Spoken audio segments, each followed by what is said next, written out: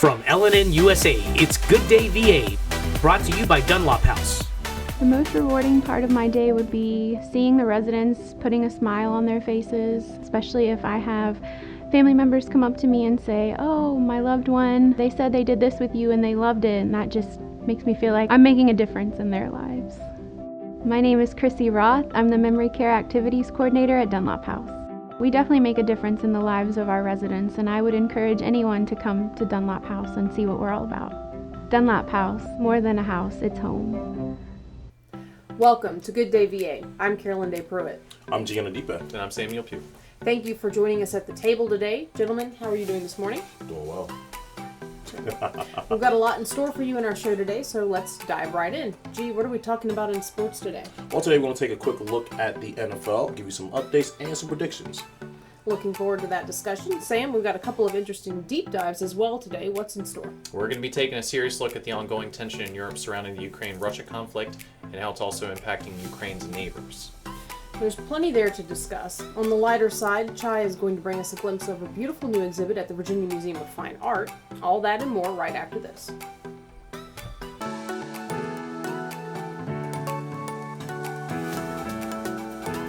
Yes, you can still get haircuts, colors, highlights, waxing services, everything that's going to make you look great right here at the Apothic Company.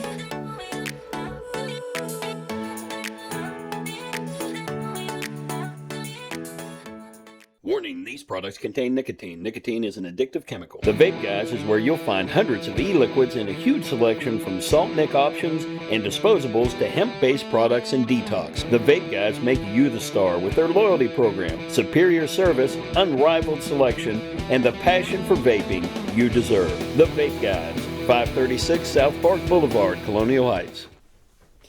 Welcome back to Good Day VA. Let's turn now to this week's top headlines. Around 1 a.m. on Monday, January 23rd, police were called to the 1000 block of Langston Park Drive in Hopewell, responding to reports of gunfire, according to NBC 12. The responding officers found 26-year-old Tiandre Taylor with gunshot wounds upon their arrival. Taylor was transported to the hospital, but later succumbed to his wounds. Taylor's death makes for the fourth homicide in Hopewell so far in 2023, one more than the total number of homicides in the city in 2021, and almost half of the 9 homicides that occurred in 2022. Hopewell police do not have any suspects in the shooting at this time, but continue to investigate. Early voting to fill the 4th congressional district seat in the U.S. House of Representatives is currently happening across the district in the lead-up to the special election scheduled for Tuesday, February 21st. 4th district voters will determine which of 2 candidates, Leon Benjamin or Jennifer McClellan, heads to Washington to fill the seat vacated by the death of former Congressman Donald McEachin. If you would like to be mailed an absentee ballot, the deadline to apply is February 10th, and February 14th is the deadline to register to vote in the upcoming special election. To vote early in person, head to your city or county's voter registrar's office.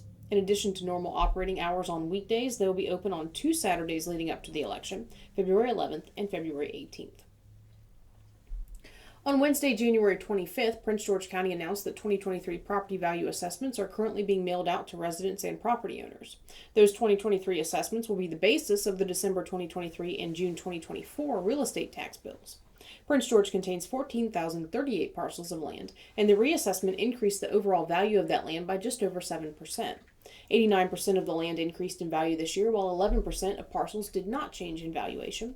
The median adjustment for those properties that were given a higher valuation was an increase of 9%. Property owners with questions about their assessments may contact the county's real estate assessor's office at 804-722-8629.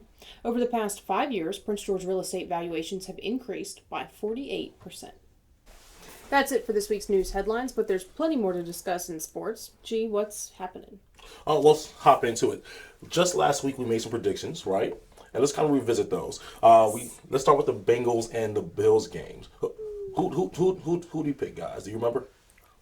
Even though I was rooting for the Bills, I said I thought that the Bengals would win. This is why you were so excited. And I was right. Do you remember who you picked, Sam? I just want the Bills to win just to fix history. Gotcha. Well, that won't happen anymore because apparently they lost 27-10. Yeah. Did you actually watch that game? I watched the game. What do you think about it? I was sad. Why were you sad? I was sad because personally I felt that the Bills' defense struggled from the very beginning. Absolutely. The Bengals brought it. They did. They were ready They to play. brought it. They were ready to play. They were very physical in their playing, and I felt the Bills were holding themselves back a little bit from Okay. being, or maybe they just weren't as into it. It felt like they were not playing as physically as the Bengals, and if the Bengals are bringing that energy, they're going to have to match it. They're going to have to. I mean, do you think the weather had in? Because it was snowing. Do you think the weather? Oh, it was snowing. I do think that the weather played a part. I mean, but it was in Buffalo. It was in Buffalo, and Right. I said last week that there's a chance that it could be a blizzard. Right, It wasn't right. a blizzard, but it was snowing. Right. And that makes the field slippery. There were clips that showed players were slipping a little bit on the field. That's natural. Whether or not it was a drier snow or a wet snow would make a difference, but I wasn't there, so I can't tell you. Right. But I don't think that different weather would have changed the outcome based on what I saw each team bring. Okay, I agree with you. I too, just like Sam, picked the Bills, and they screwed it up for me. Thank you. But the most impressive part was about this game was, I guess, the way that like you said, the Bengals played. In the opening drive, they went 5 for 5 on completions and scored a touchdown immediately. Yep. Not only that, they were playing with 3 linemen who aren't even starters at the beginning of the season. He's missing 3 linemen, and they played extremely well. So, I don't know if the Bills were. I think the Bills were pretty much over and outmatched in this one. Yeah, and I'm not even going to say that they were outmatched. I think that if they had played differently at the beginning of the game, it may have changed the outcome a little bit, because they were playing. Okay. They were kind of playing zone-ish in the beginning, and when that wasn't working, they did not switch it up quickly enough. They should have changed it. Instead, the Bengals scored 14 points in the first quarter. Before they could even do anything It about was a it. deficit they couldn't come back from. Well, So you're saying they played better or worse zone defense than Antifa? Sorry. and Sam with a reference that no one gets. Now, but here's what I will say. I think that they lost the game right at the coin toss. In most cases, when you win the coin toss, what do? You Defer. take the ball. No, typically you take the ball. They deferred. Most people defer. I see. Most teams defer. Really, when you have Josh Allen as your quarterback, you want to put some faith in him. You want to say, you know what, you're the man. You take the ball and you go score a touchdown for us. But maybe because of the weather, they wanted to see how the Bengals could handle it. Who knows? Maybe. The world may never know. I've seen a lot more deferring though. A lot Well, more recently. deferring. Yeah. Recently. I think it's more of a new trend now. Yeah. But, back in the day when I played football and we were real men, we won the toss and we took the ball. No, I'm kidding, guys. Now, I would Nope, I defer think living in that's- Buffalo. I don't disagree at all. I don't think any of us would enjoy the snowy weather up there. Not even a little bit. Let's talk about the Jags and the Chiefs. All right. 20-27, the Chiefs' way. What are your thoughts on that? Who'd you pick? I thought the Chiefs would win. Okay. Chefs. I remember The that. chefs. Yeah, the chefs. Uh-huh. They definitely cooked it up in the kitchen. I will say I think that the Jags were a little outmatched. It was an upset that kind of got them there. But I do think that Trevor Lawrence is somebody to watch in the future. I don't disagree with you at all, but I do think that they gave them a good game. Yeah. Considering the fact that they turned the ball over twice and only lost by 7 points, says a lot about that team and Trevor Lawrence. Yep. I am concerned about Pat. He did go out with a high ankle injury, or high ankle sprain, I would say. But hopefully he bounces back for next week or this upcoming game. He was pretty insistent. He wanted to be back in that game right away. He came right back out Yeah. of the tunnel in the second half. So kudos to him, and hopefully he feels a lot better, in the upcoming game this week. It's definitely going to play a part. We'll talk about that because we have All predictions right, yeah, coming all up right, yeah. next. They're Very going to well. inject that guy with more drugs than a German fighter pilot. He'll be fine. He's not going to feel a thing. All right, guys, what do you guys think about the Cowboys and the 49ers? 49ers 19, Cowboys 12. The Cowboys' defense was great. Sucks. No, I'm kidding. No. They were great. No, I don't disagree at all. Okay, all right. But Dak Prescott, he threw 2 interceptions, Two. I believe. He did, yes. And I think that if he had played a little better, that the Cowboys might have pulled that one out. It was 12-19. It wasn't the biggest deficit of the weekend. Correct. I don't know. The 49ers offense seemed to struggle a little bit. Correct. Their first 6 points, even though the Cowboys scored a touchdown fairly early, but their first 6 points were from kicks, from field goals, rather Right. than from a touchdown. An actual touchdown, correct. I think they were struggling against that Cowboys defense. Well, the Cowboys defense they did play a really, really good game. The unfortunate thing is that I don't think that Dak Prescott is as consistent of a quarterback that I think he could be in order to actually compete and win a Super Bowl. Talk less of actually getting to the actual game. Prior to them playing against Tom Brady and the Bucks, Dak went 2 months with a game with throwing having at least one some type of turnover in each and every single game. Mm-hmm. I think the game against the Bucks was probably the best game he's played this season, and I think that was a playoff game or I guess the first playoff game they won in a very long time. I do believe that they were just happy to be there. I think they pretty much reached their peak. It's 27 seasons since they went to a championship game. 27. 27 and counting. because I don't think that they're going to get back, and I don't think that the Cowboys are going to win with Dak Prescott as their quarterback. So maybe we should call for a trade. Let's get Sam over there. I agree. All right. You look ready for it. He's ready. Now, the Giants against the Eagles. Did someone call for an upset? I called for the Eagles. Emotionally, I wanted the Eagles to win to rebuild part of Philadelphia after the riots. South Street. I did pick the Eagles to win. We all did. Yeah. I think the Eagles going to win the whole thing. I don't think that this was even a game. I didn't even watch it because I knew what the outcome was going to be. If I'm being honest here. It was definitely a blow. If I'm being honest. All right, so let's get some predictions. All right, guys. AFC Championship. Bengals versus Chiefs. Who you guys got? Chefs. You're going for the It's Chefs? just fun to say. Okay. And their All right. awful sugar-based barbecue. Just a travesty. Throwback to last week's segment. All right. So here's my thing. Mahomes' ankle injury. It is not a great ankle injury to have. A low ankle injury is a little bit better to have than a high. If you have to have an injury in your ankle. The Bengals beat them 3 times in all 3 of their matchups since the beginning of the 2021 season. Yeah. I'm going to say the Bengals. So for all those reasons, I agree with you, right? Not only that, the Chefs are actually missing Tyreek Hill, who was a really, really big player for them last year. Right. So I think that we're going to go with the Chefs or the Chiefs as well. No, I mean, not but the Bengals as well. The Bengals. You're going with the Bengals. Although they are missing 3 starting linemen, I still think that they can pull it off. Here's another reason why I think the Bengals might pull this off. Last year during the playoffs, a lot came down in multiple games to special teams. Yeah. And the Chiefs or the Chefs, special teams. Why do we always look at him when we say the Chefs? Because he's the one who Because he's started copyright. It's copyright. The He barbecues. renamed a whole NFL team. No, the special teams, Kansas City special teams, have not been performing as well as the other teams. So. Okay, all right, cool. All right, well, let's move to NFC. All right. The 49ers versus the Eagles. Thoughts? I am so terribly petrified of Eagles fans that I hope they win so that I don't get physically attacked. You have a valid point there. They're Sam. tough people. You have a very, very valid point. They carry weapons, pipes. We go weapons, but pipes. Very specific. That's very specific. Industrial town. A lot of pipes lying around. All right. I want to talk about something real quick before I make a prediction. Okay, All talk to me. So, rumor has it that Jimmy G might be ready for this game this weekend. What are we thinking? Are they going to take out Brock Purdy, who has Pretty much carried them this far. carried them this far? What is it, 8-9 games he's won in a row now?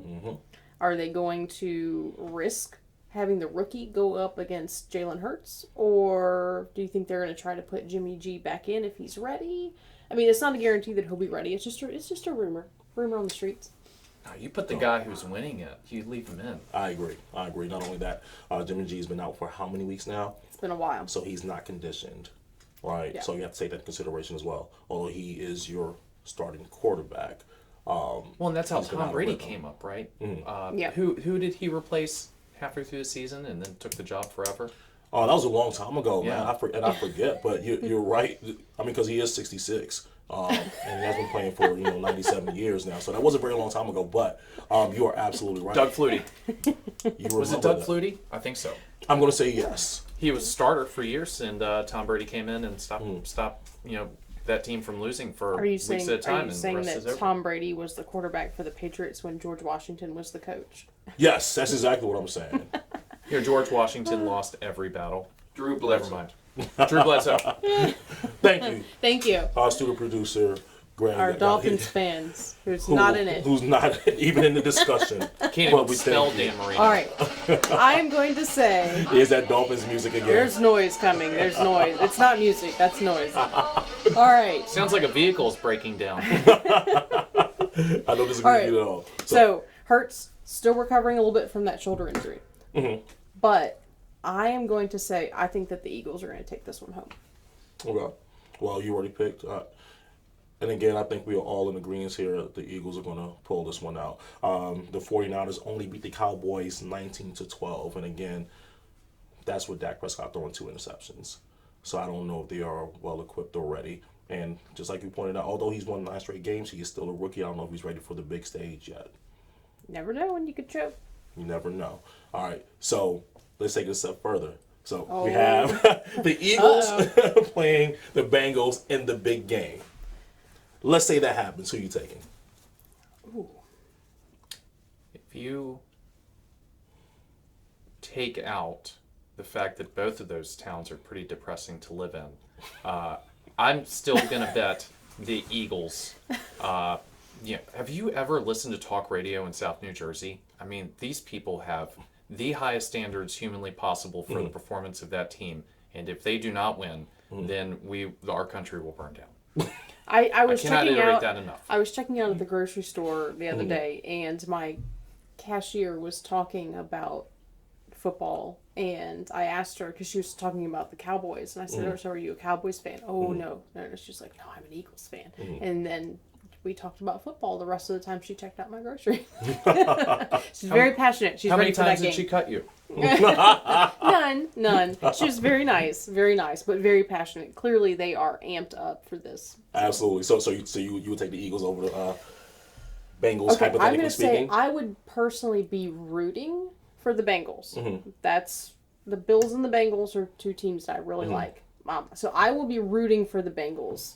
I'm going to say it's hard to make this prediction before we watch what happens this weekend. Okay. But if we're going to do it, I think we should do it again next week. We should Okay. make predictions again after this. Oh yeah, of course. We'll do it again. Absolutely. All right. I can't believe you did this to us. And then I'm going to say, then for right now, I'm going to say that So the sorry. Eagles. I would say that the Eagles. You know what? I'm going to go the other way. Ooh, I'm going to say the Bengals. things are getting spicy. They're getting spicy. Although the Eagles are tough and with their pipes and all. And their unions. And their unions. You just run out on the field. And their talk shows. Man, Their talk shows. Joe Burrow's pretty impressive. He is Mr. Cool. He's pretty impressive. Joe Cool. So, but we revisit this next week when we see you guys again. Anyway, that's it for sports. What you got going for me? All Come on, right. Dad. When we come back, we're going to turn to the ongoing fighting happening in Ukraine. It's time you heard the best fried chicken doesn't come out of a bucket or a box. You'll find it fresh out of the deep fryers at Breeze Inn. Virginia's finest chicken. Succulent, juicy chicken with a crispy coating. Hungry for more? Try our pulled pork barbecue, real Philly cheesesteaks, and mouth-watering burgers. Home to Virginia's finest chicken. And oh yeah, we've got a convenience store too. Today's show is brought to you by our friends at the Cloud Factory, who take a customized approach to their customers. They know not everyone is alike, and neither are their needs. So, the Cloud Factory focuses on what's best for you when it comes to CBD, hemp-based products, vape nicotine, glassware, and just about anything, providing alternative routes to a healthier you. Welcome back to the show. The conflict between Russia and Ukraine has continued for going on a year now, and it seems like no resolution is in sight. It has caused devastation for the Ukrainian people and created economic ripple effects across the globe. This prompts the question, when and how will the conflict end? Gentlemen, this is a difficult and complex topic.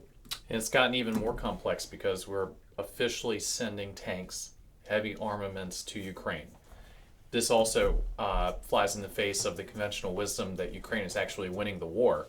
Because if you have to send your own military hardware in this kind of quantity, that means you're in trouble. So, okay, first explain how this differentiates from what we've been doing over the past almost a year. They invaded in February, end of February last year, 2022. This is kind of like the lead up to World War II, where for a long time the British and the French were supported by American money and loan guarantees and logistical support.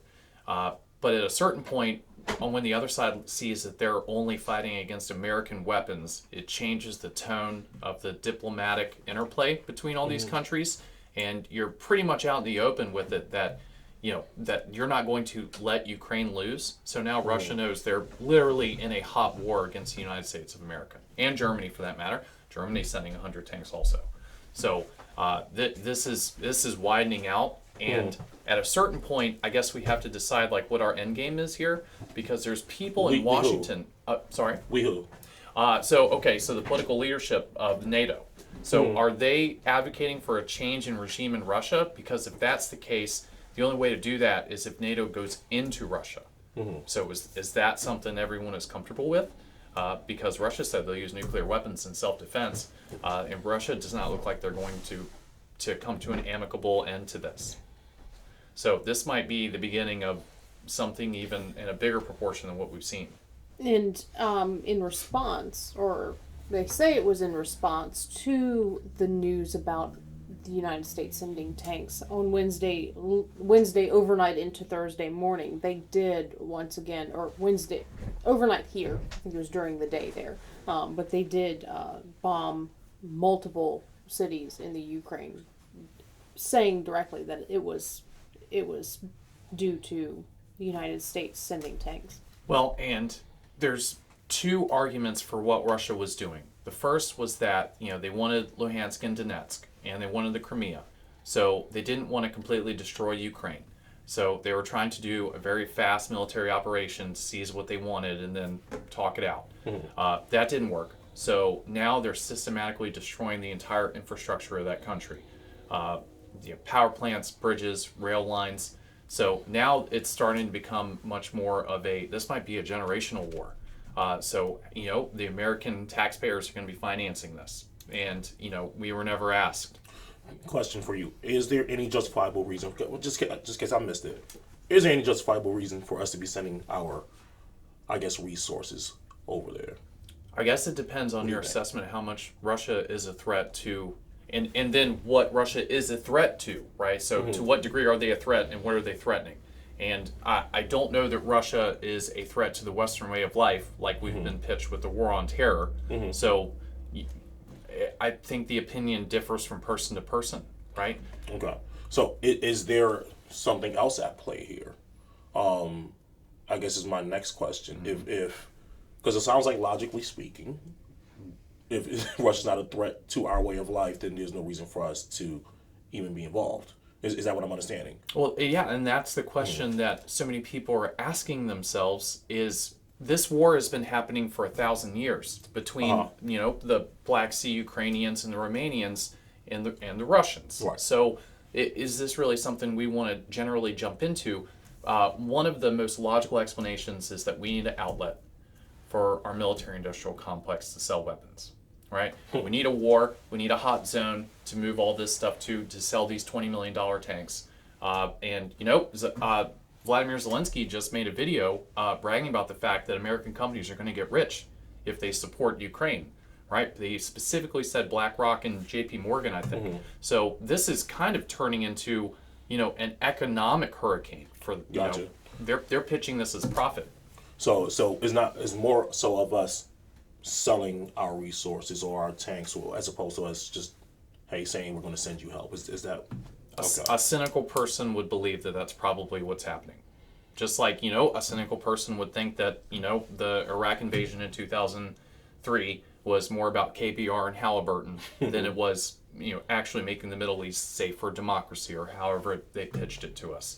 War costs money, but war makes money. Look what happened back, we had the Great Depression starting in the early 30s or running throughout the entire 1930s, and then we turn around and we're in World War II, and we come out of that a much better off nation than how we went into it from the Great Depression era. Even though there were still things happening, rationing, things like that across the world. The end result of that was economic stability, probably. Well, and I think here's what happened. We and the British systematically destroyed the entire industrial capacity of Western Europe. And then after World War II, we were the only ones with the capacity to rebuild it. And we charged, the Marshall Plan notwithstanding, a lot of it was donated, so to speak, but we charged these folks interest on this. So they got paid to do that. So that's the modus operandi of the complex, is that you basically wipe out a country, and then they take out IMF loans, and they take that money and pay us back for rebuilding it, and then that country basically works for the IMF from then on, right? Okay. So I guess to change the direction of the conversation a little bit, as far as there being an end point in sight for this conflict, obviously both sides, both the Russians and the Ukrainians, are going to have to be willing to come to the table to talk at some point. But right now, it looks as if no one's willing to come to the table at all. How do we, or how does political leaders, how does the world, NATO perhaps, get these two to sit down and talk about potential solutions, or will there even be an effort to? Well, I think that if there are people benefiting from this financially, I don't think that there is a reason for me to get you to sit down and talk. If I'm selling you my resources, if I'm selling you my guns, my tanks, and I'm making money off of the war, what reason do I have to say, hey, you guys sit down and figure this thing out? No, I'm benefiting from this. Eventually, political pressure from inside the United States, from voters, I imagine. Well, if you believe the rumors, in the very beginning, Zelensky tried to get peace talks going in Turkey, and Erdogan was willing to mediate the argument, but Boris Johnson and the British and the Germans stopped him from doing that. So there seems like behind the scenes, they want this bad. Okay. I don't think they like having a giant geopolitical actor who's completely, basically represents the antithesis of Western democracy, sitting, across the border sending them natural gas. That's the infuriating part, is no one is making a clear case of what a stable situation looks like. Right. Once again, we're just going in and we're dropping bombs. I suppose they assume that the amount of money we make out of this will make it worth destabilizing an entire continent. Right. But nobody knows. I've not been convinced about what do we just stop and keep Luhansk and Donetsk in Ukraine, and Putin goes back to Russia, and then we go back to the way things were. Or does Putin have to go? Does Sergei Lavrov have to go? I don't know what they want to do. They just want to spend our money. Well, I wonder what, I guess, the people think about this. I mean, like the American people, the citizens, the taxpayers, right?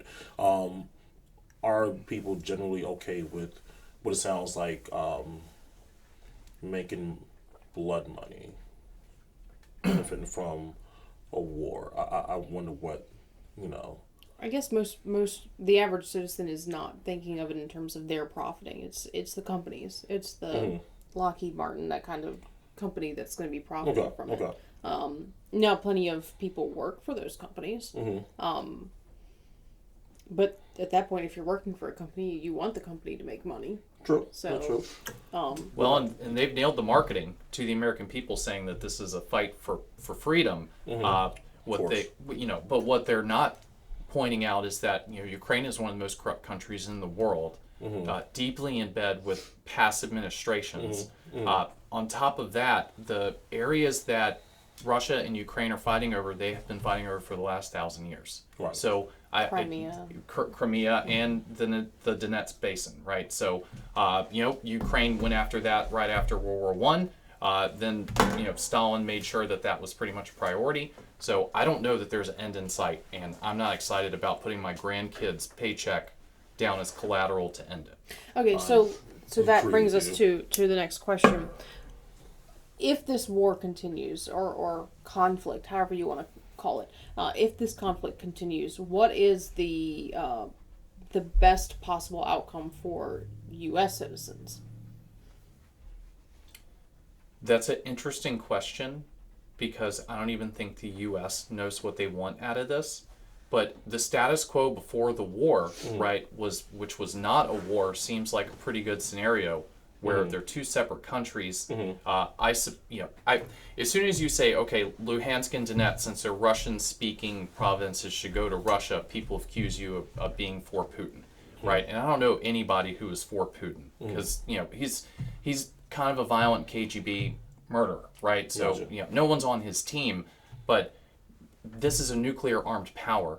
So if the guy is bigger than you in a fight, you have to respect what he can do to you. So. And if, I guess it would be one thing if we had money, if we were sitting on $1 trillion budget surplus, and then we could donate to the cause, that would emotionally feel okay. But we're borrowing money to do this, right? They already take a quarter to a third of everyone's paychecks before all this. So if we're financing an entire continental war against a nuclear power, it's going to be horrendous. Right. And the other part too is, to most people it doesn't matter. I mean, and that's it doesn't matter. Unfashionable thing to say. Aware. I bet 3 years ago, if you'd asked someone on the street if they think that Luhansk and Donetsk should go back to Russian proper, they would stared at you. They would not even know what you're saying. It's a different language. Yeah, they would have accused you of speaking a different language. But here's the thing, though, because the question was the best outcome for American citizens, correct? Obviously, would be for the war to end, right? Because peace, correct, right? Because what percentage of Americans actually work for these companies who are profiting? So if my my tax dollars are paying for this, I'm not acquiring any of that money back. So I'm losing money if I'm looking at it that way, if that makes sense. So as an American citizen who's not benefiting in any way, shape, or form from this war, who's paying for it? It would obviously be peace. I think if or for us to mind our business. I think if taxes were applied in the way that they were back when this country first was born out of the Revolutionary War, and it was this tax is being the Stamp Act. This tax, it's a sugar tax. It's going to be a tax on a specific thing to raise money, and it's because the king or whoever is started a war, and they want to pay for that war. But we just pay taxes out of our paychecks. It just disappears before we even see our money. It's not on a particular item. I mean, we have things, sales taxes, cigarette taxes, things like that. But it's not like we're starting a new sugar tax just because we want to help fund the war in Ukraine. So I think that people feel it less. The other thing is we're further away. The U.S. is not as geographically threatened by this as Germany or even the UK. They're right there. They're much closer. They're within striking distance, if you will. So I think that for U.S. citizens, those two separations, the separation of it's money, but it's tax money, and they don't necessarily associate that money with their paycheck, and the physical distance. I bet you a lot of people could not point to Ukraine on a map. It's true. I think that those two things will keep the average American citizen from being overly concerned with the conflict at all. Yeah, because regardless, the money's going anyway, so you really don't miss it. You just don't know what it's being spent on. Right. Right. But that's a huge statement about the state of affairs, that, sure, these countries are NATO allies, but we pay for NATO. Yes. So is that a social contract that, that everyone, especially the intelligentsia and the middle class and the people who are paying for this, are they comfortable with that? And if so, then shouldn't we have some input on whether we actively go out and try and put Russia's neighbors in NATO, right? Finland, Ukraine, Estonia, Latvia, Lithuania. We were talking about buffer states earlier, and that was Russia's argument the whole time, is that they didn't want NATO countries bumped up against them that could invade them. And Russia's been invaded 50 times in the last 1,000 years. So they've got a national psyche that is always organizing their foreign policy to prevent that. And then NATO actively does that and puts, it's like kick the dog until it bites kind of thing. And once again, we're financing this whole thing. And I think that's why Europe was so mad at Trump, because he went in there and told him that, if you guys want to play games with your foreign policy and the Russians, then you have to have some skin in the game here, and Right. you have to pay for it. Yeah, you're And gonna that's have to one put thing. some money into NATO. Let I me ask you agree. this, Sam. I'm sorry, I didn't mean to cut you off. No, you're fine. We're gonna wrap it up here in a minute. Okay, good stuff. What would you do? How would you make this better for the American people?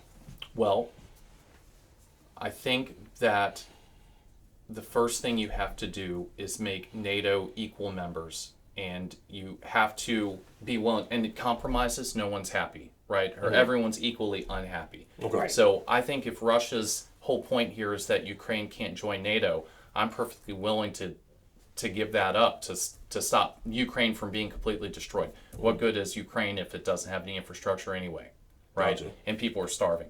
So a non-starving Ukraine, not NATO, seems like a better option to me than a completely wrecked Ukraine in NATO. And how does that affect the American people? Well, it prevents nuclear war, which would be my primary concern. Number two, there's not really a scenario where peace is not preferable to open conflict, where we're financing and sending our military hardware. People in the military are talking about how now we're short on hardware, just like before World War II. We Right. send all of our stuff to other countries. We have to start from square one for ourselves. Right. So, if Taiwan gets weird, we're going to have a deficit of things to use. So, how's it affect the American people? The genius part about what you said is that they've organized a system to where you don't notice that they're taking your money to pay for this, even though it's 20 to 35% of your money, right? And that's just income taxes, federal. Right. So it's so egregious, and they take so much money. The water is so hot with the frog that I guess they don't even notice that they're paying for it. But I like Senate subcommittee hearings and watching that stuff. And the amount of money they're talking about for the amount of time that they're talking about, you're going to feel that. I mean, and if they monetize the money anyway, then you feel that in eggs and bread and gas. And that's why inflation is so devious, because they're financing this foreign policy madness, with not only just the taxes that they charge you, but the monetary taxes you pay for the rest of your life. Got it. So here's what I heard, right? Peace, equality, lower taxes, Sam for president. You heard it here first. Or Charles City. Charles City Board of Mayor Charles Supervisors. City. All right. Well, that wraps up that very serious discussion. We're going to turn to a little bit lighter subject now.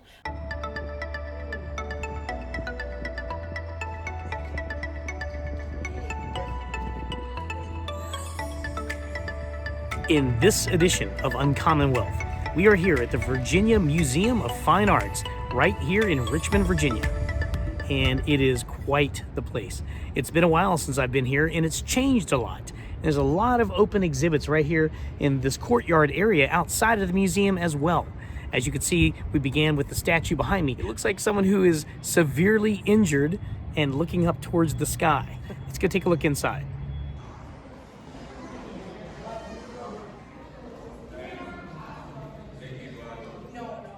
Inside the Virginia Museum of Fine Arts, you're going to find big paintings.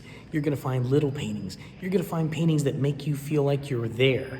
Like if you're on a country road or out in the ocean on a boat or seeing somebody in a portrait. Like, for instance, this painting right here. Looking at this makes you feel like you're right there on the boat with them. Look at that. And again, as much as it is expressed here via video, there's nothing like seeing these colors in real life under these dramatically lit displays. Let's go look for some more art.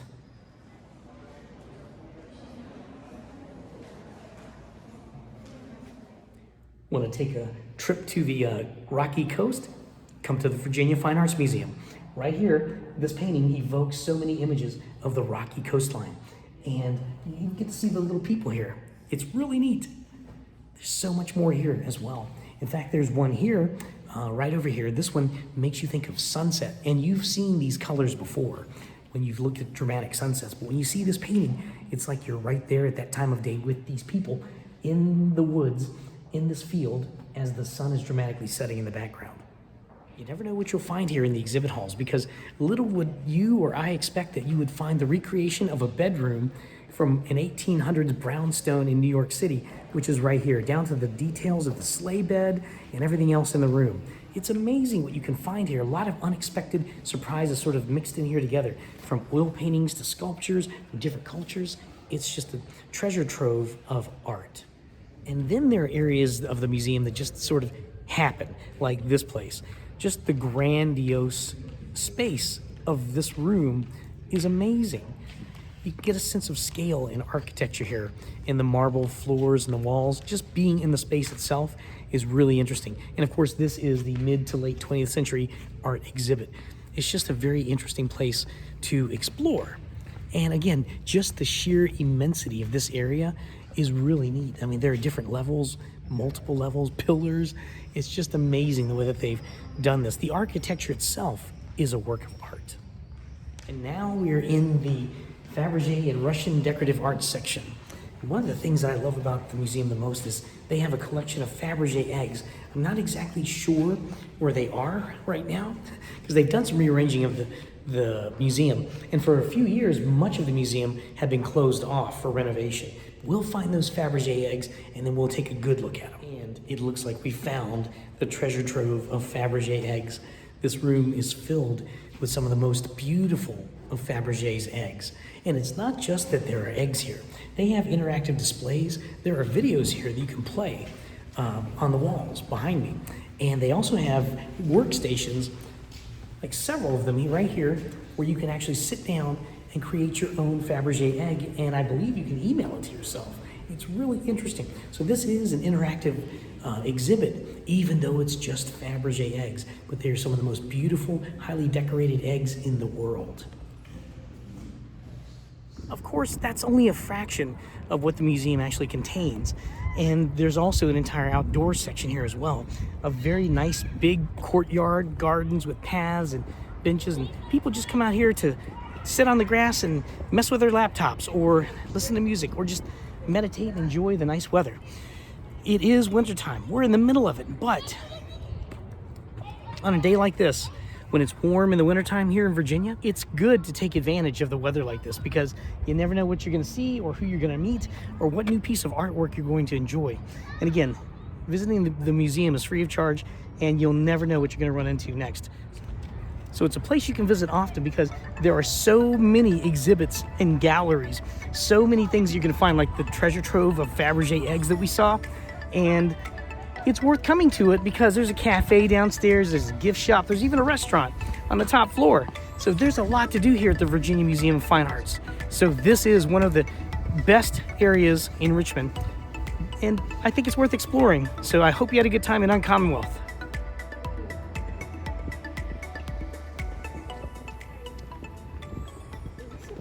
Hi, I'm Dr. Sandy Elvon. And I'm Dr. Adam Elwar. We're chiropractors and we love what we do. We change lives on a regular basis. We go from pain relief all the way to wellness. We work with the cause of the problem, we help solve the problem, and put your life on a whole different path. If you're concerned about your health in any way, or you just want to be healthier all the way around, come see us, Chester Family Chiropractic Center. So here at Titan Auto and Tire, we're a full care automotive repair center, full maintenance items anywhere from an oil change, state inspection, and also full engine replacement. Titan Auto is different because of our customer service mainly. I mean, we have some of the best trained and qualified techs in the area. Our three main focuses are customer safety, customer service, and community.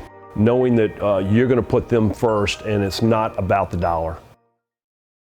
Ellen and Weather, brought to you by Petersburg Jewelers. Friday brings us lots of sun and a slight breeze and a high of 48 and a low of 29. Saturday and Sunday continue the trend, but warm up a little bit over the weekend with highs near 60 and lows approaching 40. Monday brings us warmer weather but with clouds, and Tuesday and Wednesday continue the trend but bring some rain, a good chance of rain. So what does this mean to you? It means that if you want to get outdoors, do it during the weekend. And if you're wanting to get outdoors during the beginning of the week, bring a rain jacket, a hat, and some gloves, and you'll be just fine. Whether it's raining diamonds or sapphire skies, add a little sparkle to your day with Petersburg Jewelers. There's no place like home. That's why BSV created a simple online process where you can easily get pre-qualified for a home loan without entering a branch. Visit bsvnet.com and see how much you qualify for. Be a homebody with no sweat mortgages from BSV. Well, we've covered a lot of ground today, and this brings us to the end of the show. Thank you guys for joining us today. We look forward to seeing you guys next Friday evening. Don't forget to subscribe to our channel on YouTube and follow LNN USA on Facebook, Instagram, and Freedom Twitter. You can also find us at lnnusa.com. And thank you as well to all of our sponsors, but especially Dunlop House, for making this show possible. We'll see you next week, and in the meantime, have a good day, VA.